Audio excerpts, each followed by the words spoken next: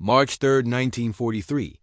A Japanese supply convoy sails through the Bismarck Sea, confident. Their escorts are ready for the usual high-altitude bombers.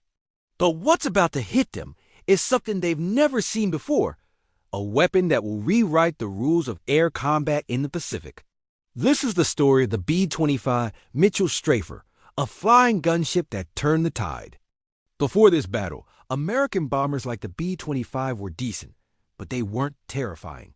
That all changed thanks to one man, Major Paul "Pappy" Gunn. Stationed in Australia, he had a radical idea. He took a standard B-25 and crammed its nose with 850 caliber machine guns, turning it into a monstrous strafing machine.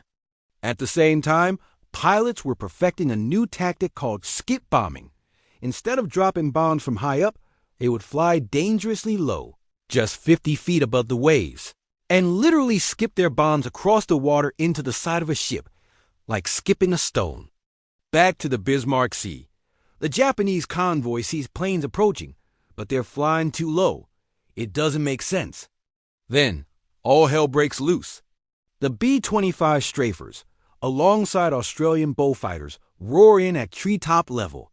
Their machine guns shred the decks, the anti-aircraft guns, and the bridges of the Japanese ships. Confusion turns to chaos. With the defenses suppressed, the bombers release their skipping bombs, which slam into the hulls of the transport ships. In just 15 minutes, it's all over. It's a complete massacre. All 8 Japanese transports and 4 of their 8 escorting destroyers are sunk. Out of nearly 7,000 troops headed for the front lines, less than 1,200 survive. The impact was immediate and devastating for Japan. They called it the Bismarck Sea Nightmare.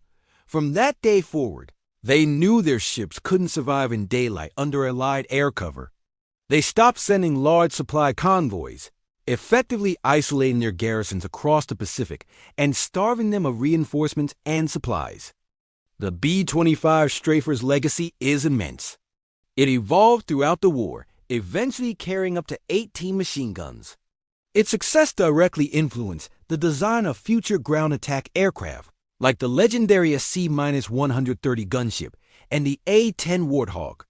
Even Japanese historians admit that the B-25 Strafer was one of the most decisive tactical innovations of the war, a key weapon that helped accelerate the defeat of their empire. It wasn't just a plane, it was a game changer.